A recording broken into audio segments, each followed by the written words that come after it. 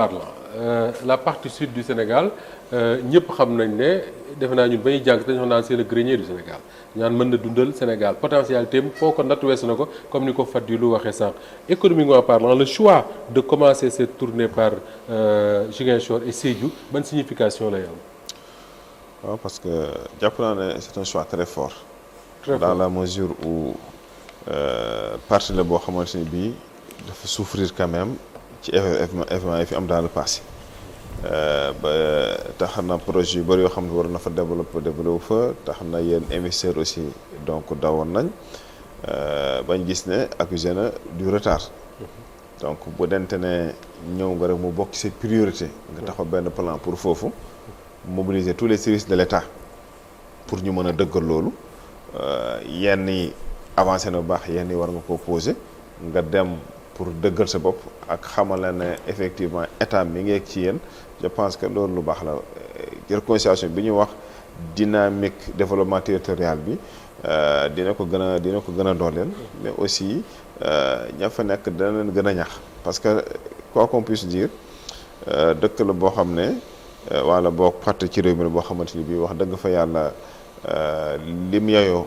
mun ko joxoon dëgg am na yu bari yoo xamante bi soxlatuñ ko ñu koy jéggaane bitim réew voilà te loolu dañ ci war a gën a bàyyi xel parce que dëkk boo xamante ni bii vraiment loo fa ji mu sax ñu ko bëggee Sénégal am na yu bari yoo xam ne dañu ko war a dépassé maa ngi rappelé benn rapport bu ñu mësee boobu émission boobu sax maa ko doon def ci fii am lamba nekkoon bi ñuy wax pauvreté bay tudd ay condac see jo tel ma ne fi dëkk boo xamante bi loo jëm sax ngay wax pauvreté di leen ci boole nga xam ne y a problème voilà donc ça veut dire que déjà politique économique yi doon appliqué que c'est pas conforme waaw léegi nag comme dañu joyanti am na solo te nag aussi bu dente ne am nga ñu lay liggéeyal nga ñëw di gëstu xool la ñuy doxal la ci terrain bi pour mën da ci am solo voilà te moo tax déplacement bi je pense que mën nañ ko justement loolu mooy sama question sax d'ailleurs Mor Gassama def tournée économique pour un président de la République boo xam ne am nga projet définir nga la politique de la nation xam nga exactement li nga bëgg a def un peu partout au Sénégal def une tournée économique dëgg ban njëriñ la am tournée économique voilà mu lay wax noonu parce que souvent bu dente ne am nga projet yoo xam ne danga ko bëgg a lancer wala am nga ci travaux yoo xamante bi pare na bëgg nga ko inaugurer wala bëgg nga ko état d'avancement di loolu am na solo dara nekku ci li nga xamante bi kay xel mën ko nangu mooy la fa daa am ngay def tournée politique bu ko tournée économique maanaam da nga doon def détournement d'objectif voilà benn jour fii sagaay maa ngi ko wax ma leen am na benn tournée bu ñu wax ma ne en tout cas bu dente ne littéraire permettre na ma ko dama koy tuddee tournée politico-économique nga xam ne politique bi moo ko bindee avec de grandes lettres économique bi nekk avec de petites lettres parce que la politique moo ci dominé parce que en réalité tournée politique déguisée la woon quoi ñu mbubboo ko politique économique voilà moo tax dama noonu il faut appeler les choses par leur nom mais bu dente ne c'est purement politique c'est purement économique effectivement c'est intéressant parce que quand même kilifa bu ñëwee ba jàkkaarloo yow sant na liggéey dégg def na ay milliards ñëw na xool gis na liggéey bi kontaan na ci teg na leen ne lii kat dans 6 mois ou bien dans 1 an bëgg naa fi ñu inauguré ko kilifa googu da nga ko jox respect da nga ko jox cër boo xamante jàpp nga ne bii ñëwaat war na mën a am satisfaction. donc su ma la déggee bu baax le plus important ci tournée économique vraiment tournée économique mooy ndaje yi muy ndaje ak ñi nga xam ne ñoom la sas ay liggéey.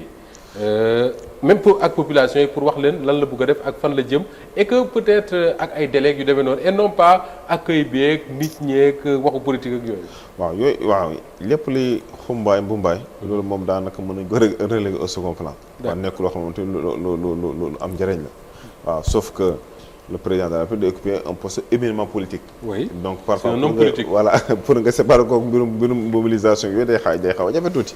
voilà mais l'essentiel mooy li tax a jóg ngay jublu ci soo paree nag occasion la aussi parce que bu dente ne par exemple yow bi ngay falu wala dara xam nga ne fii am nga say militants yoo xamante say responsable yoo xamante ni bii jàppale na ba fi nga toog te xëy na seen loxo jaar na ci. oui voilà am nañu joxe seen voilà bakkan sax très bien ñooñu amul possibilité tout le temps di ñëw wala amul possibilité di gisante wala dara le fait que nga dox li nga dox pare recevoir leen aussi remercier leen ñaax leen pour ñu gën a góorgóorlu loolu c'est normal ab fenêtre la mais vraiment lay tax a jóg moom tant que yaa ngi ci pour man ce n'est pas mal. war nga sama am na tournée yu fi Macky Sall doon def xaw ma nu ñu ko tuddee woon bu demee ci benn région wax ne dinañ mobiliser tant ci milliards.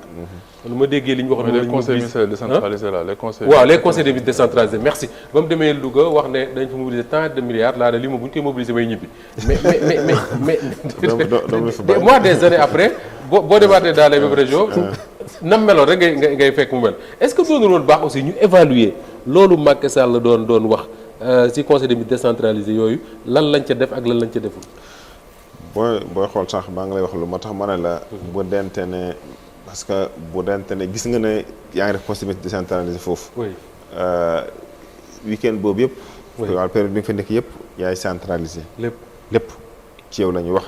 say militants say partis lépp yéen la. donc en quelque sorte da doon nekk rek genre tournée de remobilisation des troupes loolu la doon gën a niru si leneen. moo tax ma ne tant que mi ngi yem ci mbirum économie amul problème mais tey léegi daanaka introduire ñenn sax bon jël nañ décision pour mobiliser investir tant de milliards actuellement ñu ngi ci taux d'exécution de 70% 80% yow mi xam foofu dëkk da nga naan est-ce que yéen bokk yéen bokk dëkk bi ngeen di wax. dëkk bi ngeen wax. xam nga da nga interroger wu ci loolu pour montrer que série bi desoon na foofu rigueur bi desoon na bu baax a baax voilà parce que yenn décisions yi doon jël ak yenn tournées yooyu yëpp en réalité fa nga toog am nga information yëpp. voilà mais bu nekk da ngay dem rek comme pour ñaax say nit c'est tout à fait normal. parce que mënoo ne président nga seen Dakar nga war a yem. déedéet waaw dëkk yi bañ laa gis ak campagne électorale non. foofa ne mën nga faa dem. comme ni exhorté équipe nationale boo amee match yu am solo nga football nga fii boo amee yenn match amical nga dem feneen aussi pour comme ñëpp mënu laa seetaan loolu rek la. voilà mais encore une fois. loo si mënut a dégg mooy ne moom tournée moom tant que mi nekk purement économique lu mu ci def doyul. war nga wax nga lu am solo war nañoo fexe ci réew mi fexe ba équipe nationale man di footballer Ziguinchor yenn saay Saint-Louis yenn saay Louga yenn saay Kaolack. il suffit juste d'avoir de bons stades comme ni ko réew yu sérieux yëpp di defee quoi. je dis pas que duñu réew mu sérieux je dis pas ça yi am infrastructure sportive yu da bari. ngay gis seen équipe yi ci dëkk yu bari la ñuy jouer et tout le monde est concerné en fait. parce que tey mais ñun on peut jouer qu'à Dakar. bu dee am nga match amical. bu ñu soree ba sori jam ñaañu la ñuy yem.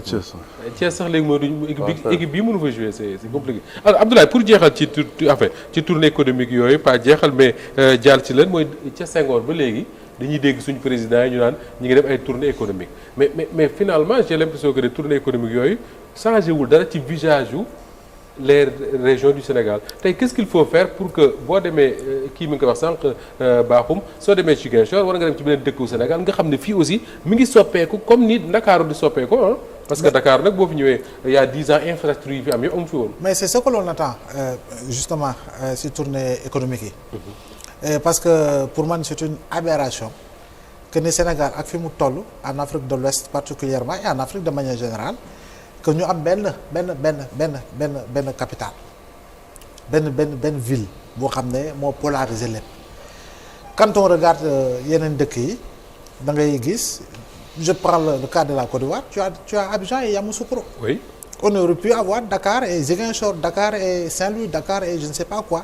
nga xam ne boo demee y a la capitale administrative, y a la capitale économique. defe naa loolu la waa Pastef ba ak les pôles là mais bon. waaw je pense que yooyu nag dafa war a nekk une réalité chez nous. Tournée yi nga xam ne président def na ko conseil des ministres décentralisé yi. y avait si tournée bu nekk on avait budgétisé. oui. mais une enveloppe boo xam ne c'est pour véritablement chaque localité chaque région du Sénégal. oui mais Matam a besoin de 900 xom disons 400 milliards Saint-Louis a besoin de 100 milliards et cetera pour man en réalité avant ñuy jeexal mandat bi daañu gis ay infrastructures de qualité yoo xam ne. effectivement dina jël un peu le relais par rapport à Dakar parce que pour man une vision économique. elle doit dépasser li nga xam mooy le cadre de la capitale.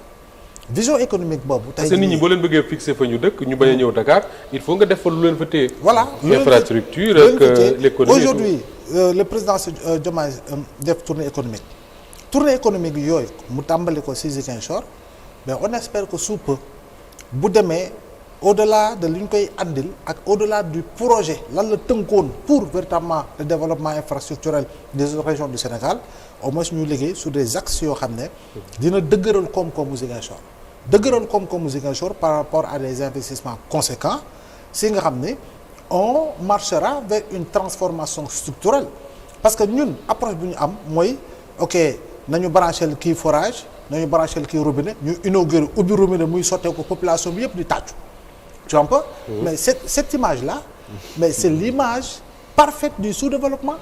Vraiment. ndox ak nii rek ñu tàcc. waaw ñu tàccu. lamp yi tàkk nañu tàccu lamp yi tàkk ñëpp génn tàccu mais doyen nous sommes au 21e siècle nous sommes en 2025 léegi waxatuñu ay lamp yu tàkk ay robinet yu xelleeku léegi on parle de l'intelligence artificielle yenn domaine la ñu dugg instant yi nii. waaye y a toujours des artifices non intelligents aussi. oui bien entendu je suis parfaitement d'accord. des artifices non intelligents. oui je suis parfaitement d'accord mais tey nii passif bu ñu am dans les régions dafa nekk passif bu 10. C'est important, effectivement. oui dafa dañu retard trop. oui passif bu 10 la. Oui. donc passif boobu aujourd'hui war nañoo mën a jëm pour que ce passif là devienne véritablement un actif. actif boo xam ne en fait da nga koy làmba daj man je suis oui infrastructure baax na mais aujourd'hui qu'on le veuille ou non 56 milliards pour le centre international Diamniadio. Oh. non rentable parce que li ngay fay la. Oui. bien vrai que léegi lépp luy am sommet et tout ça on tient ça je dis pas que c'est mauvais hein. On est à 56 milliards à peu près également 57 milliards pour le stade. Oui. Abdoulaye Wade. Oui. tey nga jël PUDC financement kan la c'est l'État du Sénégal plus le programme des Nations Unies pour le développement je crois bien. Le PNUD.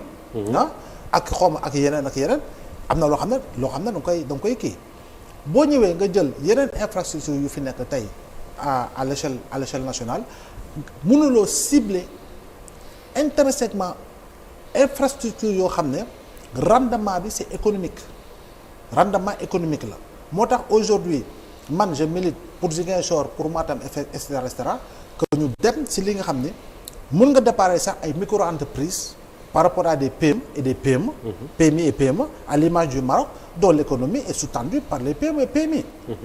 tey jii ñun en termes de PME et PMI dëggantaan lan la ñuy mën a compter loo xam ne c'est d'appartenance sénégalaise loo xam ne en réalité ce sont des PME PMI qui sont présentes dans les régions même su fekkee ni signé nañu des accords avec la Russie avec la Turquie avec la Chine yoo xam ne dañuy implanter des usines de haute dimension yoo xam ne ça va générer des emplois directs conséquents. Il y a le port de Ndayane les travaux accélèrent aujourd'hui le TER on pense que war na mën a dem ba Thiès pour le moment oui c'est une bonne vision et cetera mais pour man ba tey doyul. D'accord.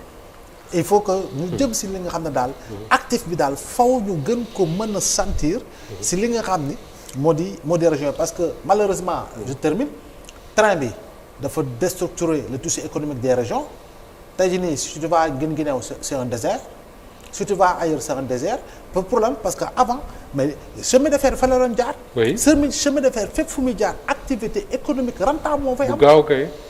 moo fay am lu muy transporter dafay bari jënd ak jaay bi dafay yokk dafay gaaw les gens voyagent aujourd'hui maa ko yow xam naa ni pour nga dem Louga mais léeg-léeg foog ñu woo la baap la. waaw oui c'est sûr. foog ñu woo baap la. te après boo amoon saxaar gu baax gu fay dem moom presque chaque week-end nga dem fa ñëw. Voilà. parce que par exemple man gis naa ci réew tubaab yi da ngay gis saxaar man gis na xam naa dëkk boo xam ne 800 kilomètres la digganteem ak Paris mais tu as un train qui le fait à 3 heures. oui en 3 heures 4 heures. mais train boo xam ne booy toog da ngay mel ni ko toog ci avion quoi. mais Paris et Londres. Ouais, voilà par exemple. Paris et Londres. Oui. da ngay gis ku xëy Paris dem liggéey Londres. non man def naa fan Cologne en Allemagne ba Paris. 3 heures ou que 3 heures et quelques. un petit détail. Allez-y après ñu dem ci sur la tournée un petit détail. Oui. yéen journalistes yi vous les médias mën ngeen ci def un travail extrêmement important. maanaam ce qu'on appelle les avant-papiers. Oui. balaay président di ñëw.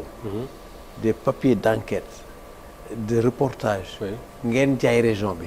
sur les besoins de la région. Voilà. ay manquements. waaw potentiel baa ngi na maanaam y a pas que la partie critique. Oui. mais di lii moo nekk Ziguinchor lii baax na. Oui. lii mu ngi Sédhiou.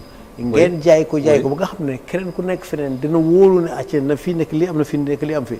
mais bu fekkee dañoo président di tàccu rek on voit que les tàccukat jeex na dégg donc il faut que yéen ngeen. def li ngay wax ni mooy liggéey une bonne presse nag. kon nag salaamaaleykum kon jaay tout compris. vraiment honnêtement allez-y. presse bi mën nañu am ay ambition. Oui. mais parfois les moyens font défaut. les moyens font défaut. Exactement. Donc, mais tey la presse sénégalaise en fait quand je dis la presse sénégalaise mooy les grands groupes de presse. yu ci nekk ñoom ñëpp ils ont des correspondants à Ziguinchor et dans toute la région. donc mën nga mobiliser ces correspondants là pour leur dire faites-moi des avant-papiers sur la visite du président par exemple le premier ministre dit daf fay dem parce que am na ñu war a inaugurer man fi ma toog ni xaw ma lu muy inaugurer mais tey un beau journal mën na dem def reportage ci li ñu war a inaugurer. pour ñu xam ne lii def nañ ko fa. xëy na Macky Sall la ko fa defoon Diomaye mooy ñëw di ko inaugurer mais voilà des choses comme ça. waaw loolu am solo. alors daa mu wax sànq Abdoulaye sur le retard des régions